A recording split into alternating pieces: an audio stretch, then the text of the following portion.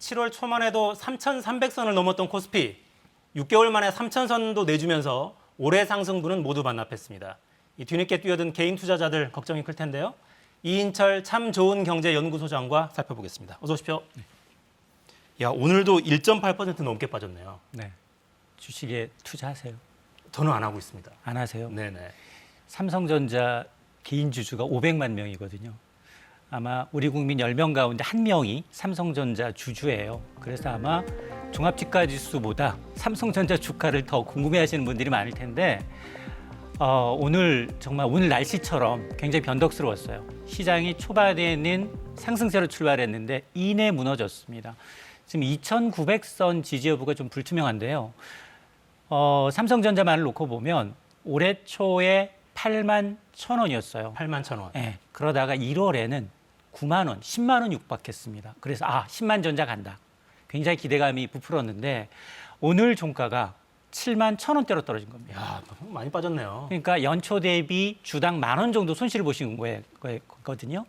그런데 물론 지난해 삼성전자를 투자했다면 지난 한 해 동안 삼성전자가 무려 45%의 수익률을 가져다 줬거든요.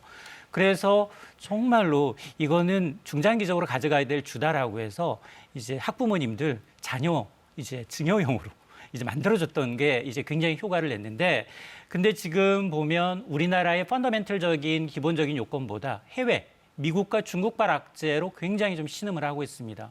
어제도 하락폭이 컸고요. 오늘도 하락폭이 큰데 오늘 새벽에 마감한 뉴욕 증시는 모처럼 강세를 보였어요. 너무 단기간에 많이 떨어지니까 저가 매수세가 유입됐는데 그러면서 오늘 우리 증시도 상승세로 출발했지만 문제는 이 해외 악재가 일회성 요인이 아니다라는 겁니다. 지금 당장 미국은 돈줄을 죄려고 하고 있어요. 당초 예상보다 좀 빨리 될 것 같아요. 여기다 중국발 악재는 여러 가지가 겹쳤습니다. 중국 최대 부동산 개발업체 헝다가 홍콩 증시에서 거래 정지됐어요. 이것도 파장이 끝나지 않았는데 중국은 지금 전력난으로 인해서 세계 공장 가동률이 뚝뚝 떨어지고 있습니다. 네. 이러다 보니까 중국의 제조업 지수가 6개월째 후퇴하면서 야, 세계 공장 중국이 지난해는 가장 빠르게 경기를 회복했는데 올해는 둔화되고 있네. 이러다 보니 경기는 둔화되고 있는 가운데 물가가 상승하는 이른바 스태그플레이션 우려가 또 시장을 좀 지배를 하고 있습니다. 다른 나라들 상황은 어떻습니까? 우리만 영향을 받지는 않을 내용들이잖아요. 하나같이. 맞습니다. 지금 어젯밤에 미국 증시하고 유럽 증시가 반등에 성공을 했어요. 근데 아시아로 넘어오니까 아시아가 또 악재가 또 잇따라 나타나고 있습니다. 일단 뉴질랜드가 오늘 선제적으로 금리를 올렸어요. 그리고 여기에다가 일본이 지금 돈이 좀 필요하거든요. 그랬더니 금융 이득세를 좀 더 걷겠다. 이런 방안이 추진된다라고 하니까 일본 증시도 빠졌어요. 중국 증시만 국경절 휴장이어서 그대로 있지만 대만, 홍콩, 싱가포르 대부분의 증시가 지금 하락세를 보이고 있는데 뭐 이러다 보니까 지금 연 고점 대비 하락률을 봤더니 우리가 수익률이 그다지 좋지 않습니다. 우리가 지금 앞서서 3,300선까지 돌파했잖아요. 지금 오늘 2,900선으로 무너지다 보니까 어제까지 하락률만 보더라도 10% 넘게 빠졌거든요. 그래서 글로벌 증시 고점 대비 하락률을 보게 되면 어제 기준 코스피는 10.37% 두 자릿수 빠졌고요. 홍콩의 항생지수는 더 안 좋습니다. 22%. 22%. 그렇습니다. 여기에다 일본의 니케이 지수도 9% 넘게 빠졌고 미국의 기술주 중심의 나스닥 지수 역시 7.2% 하락한 상태입니다. 네. 원인을 좀 하나하나 볼까요? 아까 쭉 좀 말씀해 주셨는데 일단 공급망이 불안하다 이런 이야기가 계속 나오네요. 맞습니다. 지금 맥도날드 햄버거 체인이잖아요. 글로벌 최대. 여기서 지금 감자튀김이 없습니다. 햄버거 먹을 때는 감자튀김인데. 그렇습니다. 이게 군인한테 총은 있는데 탄알이 없다는 거랑 똑같거든요. 근데 왜 이런 사태가 도대체 벌어지느냐? 이게 사실 감자튀김은 미국산 냉동 상태를 그대로 수입하는 구조예요. 근데 지금 굉장히 물류 대란이 심각합니다. 실제로 캘리포니아에 있는 이 롱비치 항에는 들어가려고 하는 대기 순서 뽑고 항에 입적하는 데만 열흘 이상 걸려요. 자, 그러다 보니까 운송 비용은 연초 대비 6배나 올랐는데 이게 가져오지 못하는 거예요. 갑자기 왜 그렇게 됐습니까? 왜냐하면 이 코로나 백신이 확대가 되다 보니까 국제 글로벌 물동량이 갑자기 늘어났는데 이 물동량이라는 건 배가 필요하잖아요. 배는 미리 지어야 되거든요. 근데 배는 한정적인 상황에서 수요는 많아지다 보니까 거의 지금 전 세계가 거의 똑같은 문제고요. 이게 비단 감자튀김만의 문제가 아니라 우리는 주로 TV, 가전, 한국에서 만들어서 가져가서 팔아야 되는데 이게 지금 이 버틀렉이 걸려 있는 겁니다. 자, 이러다 보니까 해운업계에서는 지금 연말은 미국은 최대 쇼핑 시즌이에요. 블랙 프라이데이를 기점으로 해서 굉장히 쇼핑 물량이 전 세계에서 입항이 되다 보니까 이런 이 수입 차질이 어떤 해운 물동량이 굉장히 영향을 미치면서 물가가 오를 수 있다라는 우려가 팽배합니다. 그렇군요.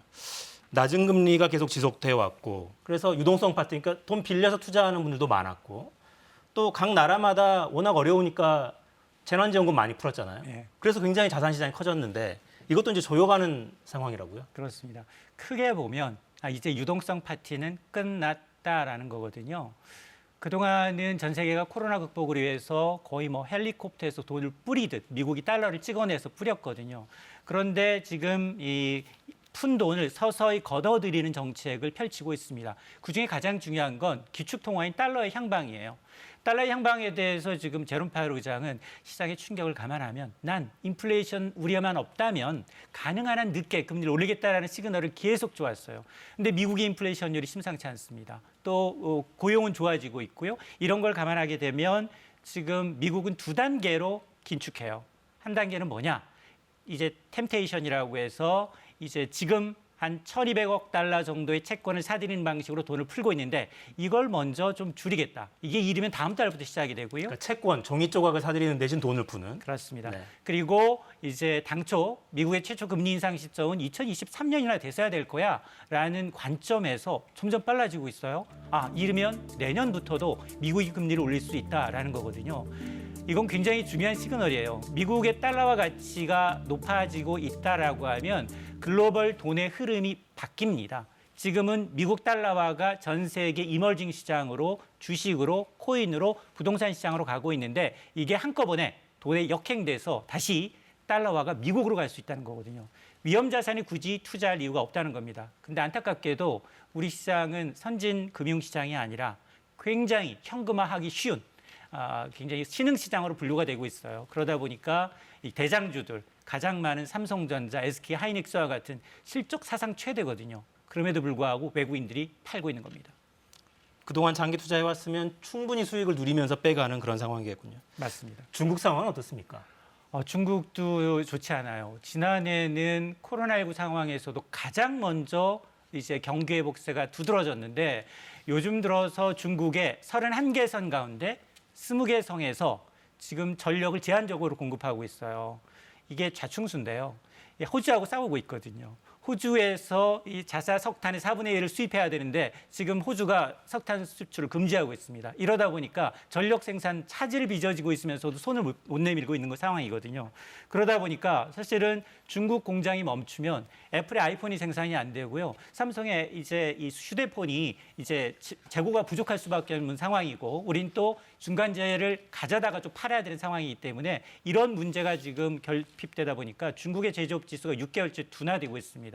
이를 이유로 피치사는 중국의 올해 이 경제 성장률 전망치를 당초 전망했던 8.5% 중반대에서 8% 초반까지 낮췄거든요. 자, 이렇게 되면 중국도 내년 베이징 올림픽 앞두고 물론 뭐 경기 부양을 하겠지만 그럼에도 불구하고 대세적인 경기 회복세가 둔화되고 있는 게 아니냐라는 겁니다. 저희가 너무 부정적인 이야기만 하고 있는지도 모르겠는데 그동안 사실 정말 빚내서 투자하는 분들도 꽤 많아서 특히 젊은 분들 이게 손실을 좀 줄이려면 맞아요. 대응을 어떻게 하느냐가 사실 제일 중요할 것 같아요. 우리 맞습니다. 개인들한테는. 조언을 좀 해주시죠. 그 유혹을 벗어나셨네요. 네, 네. 다행히 할 게 없어서요. 아마도 지난해는 어떤 주식을 사도 다 먹었어요. 다 수익률이 좋았습니다. 뭐 주식을 했든 코인을 했든 부동산 시장에 투자를 했든 다 좋았는데 올해는 상황이 좀 달라졌어요. 앞서 제가 삼성전자가 고점 대비 10% 넘게 빠졌다라는 말씀을 드렸는데 이제 과거의 수익률을 잊으셔야 돼요. 그리고 빨리 현실에 좀 돌아와서 사실은 개인 투자자 올해 주식 얼마나 사모았느냐? 70조 원을 사모았는데요. 70조. 예.